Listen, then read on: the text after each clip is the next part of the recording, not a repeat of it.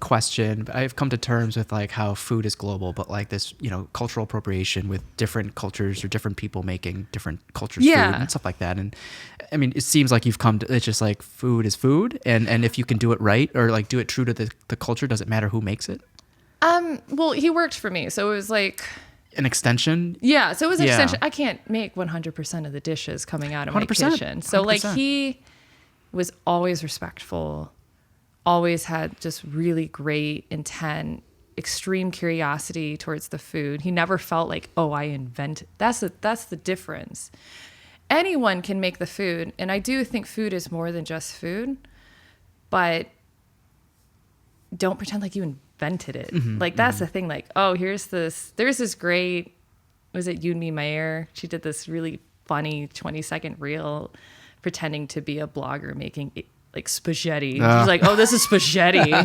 He's like, I went to the, like, it's just such the funniest, it's such a funny bit, but it's that feeling of like, there is I have to be mindful of cultural appropriation. But then also for me, coming from someone that is Thai, born in America, I can't pretend that I'm Thai, born in Thailand. And so my food is very specifically through my lens.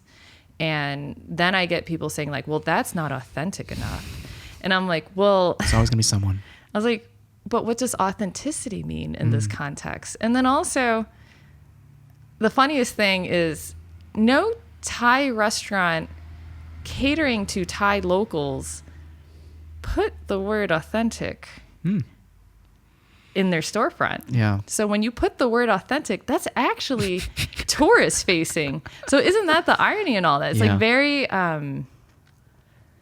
you're like measuring some other culture's worth based on this, like,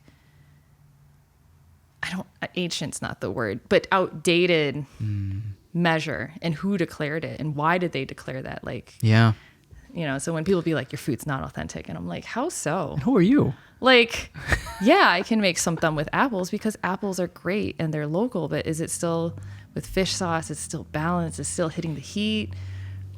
You know, like, am I still doing it? The service that it gets, like fresh, like, why am I going to go against fresh produce here? Like, that doesn't make sense to me, but are all the flavors correct? And do you not think that people cooking in Thailand aren't pushing the envelope forward too? Damn. You know? That they're like stuck in time. Yeah.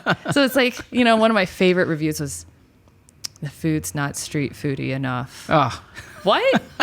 What does that mean? Like, do you want me to pull out like a plastic stool for you? Oh, and like, yeah. No gloves. No gloves, skewers, no nothing. Yeah. It's like, what makes it street foodie? Like, you're eating this in a very nice building. That is now the Patagonia store. Oh, really?